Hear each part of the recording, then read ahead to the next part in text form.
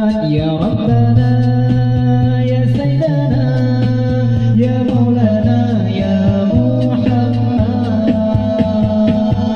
Terpuja kepada Allah, selamat ke Rasulullah. Terpuja kepada Allah, selamat ke Rasulullah. Dalam hati jaga sabit la ilaha